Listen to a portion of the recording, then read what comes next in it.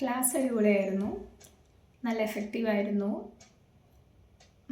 ആദ്യമായിട്ടാണ് ഒരു spoken English ക്ലാസ്സിന് ജോയിൻ ചെയ്യുന്നത്. അപ്പോൾ അതെങ്ങനെയായിരിക്കും എന്നുള്ളതിൻ്റെ ഒരു ക്യൂരിയോസിറ്റി ഉണ്ടായിരുന്നു, എങ്ങനെ അത് പഠിപ്പിച്ച് തരുന്നത് എന്നുള്ളത്. പക്ഷെ നല്ല എഫക്റ്റീവായിട്ട് നല്ല രസത്തിൽ പോയി. റെക്കോർഡ് ക്ലാസ് ആയാലും നമുക്ക് പെട്ടെന്ന് മനസ്സിലാവുന്ന രീതിയിലാണ് എടുത്തത്. ഓൾറെഡി കറക്റ്റ് ഇംഗ്ലീഷ് വേർഡ് അല്ലാതെ നമുക്ക് പെട്ടെന്ന് മനസ്സിലാക്കാൻ പറ്റുന്ന രീതിയിൽ ഓരോ വാക്കുകൾ വെച്ചിട്ട് പറഞ്ഞു തരുമ്പോൾ നമുക്കൊന്നും കൂടി മനസ്സിലായി. അതുപോലെ പോഡ്കാസ്റ്റ് ആണെങ്കിൽ പറയുകയാണെങ്കിൽ അതാണ് ഭയങ്കര ഇൻട്രസ്റ്റിംഗ് ആയിട്ടുള്ളൊരു ഫാക്ടർ എന്ന് പറയുന്നത്.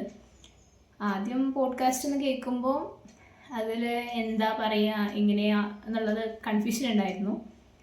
പക്ഷെ അത് ഭയങ്കര ഒരു രസമുള്ള പരിപാടിയായിരുന്നു. കാരണം ആകെ ഒരു 4 പേര് അല്ലെങ്കിൽ 5 പേര് അത്രേ ഉണ്ടാവാറുണ്ടായിരുന്നുള്ളൂ. അതാണെങ്കിലും നമുക്ക് ഭയങ്കര അറിയുന്ന ആൾക്കാരോട് നമ്മൾ വെറുതെ ഇരുന്ന് സംസാരിക്കുന്ന ഒരു പോലെ. അത് നമ്മൾ മലയാളത്തിൽ പറയുന്നത് നമ്മളത് ഇംഗ്ലീഷിൽ പറഞ്ഞ് എടുക്കാനുള്ള എൻ്റെ ഒരു ഇത് ആദ്യത്തേതിലുണ്ടായിരുന്നു. ആദ്യത്തെ പോഡ്കാസ്റ്റിൽ എഴുതിയിട്ടായിരുന്നു വെച്ചിരുന്നത്. അത് ജസ്റ്റ് നോക്കിയിട്ട് പറയാൻ നോക്കുകയായിരുന്നു ചെയ്തിരുന്നത്. പക്ഷേ സെക്കൻഡ് ഓൺ ക്ലാസ് പോഡ്കാസ്റ്റ് മുതൽ സ്വന്തമായിട്ട് ആ ടൈമിൽ തന്നെ അപ്പോഴേക്കപ്പോൾ മനസ്സിൽ വരുന്ന കാര്യങ്ങൾ ഇംഗ്ലീഷിൽ സംസാരിക്കുക എന്നുള്ളൊരു സാധനം കിട്ടി തുടങ്ങി. ലാസ്റ്റൊക്കെ ആയപ്പോഴത്തേക്കും ഒരുപാട് ബെറ്ററായി.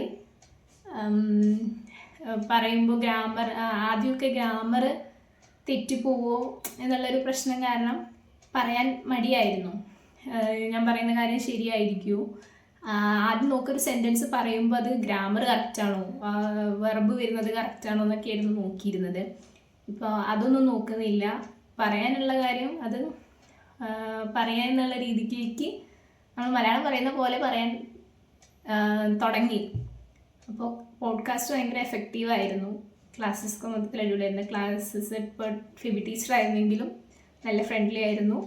കൂടെയുള്ള ക്ലാസ്മേറ്റ്സ് ആണെങ്കിലും നല്ല ഫ്രണ്ട്ലി ആയിട്ട് ഫീൽ ചെയ്തു. മൊത്തത്തിൽ അടിപൊളിയായിരുന്നു class. Thank you for the course.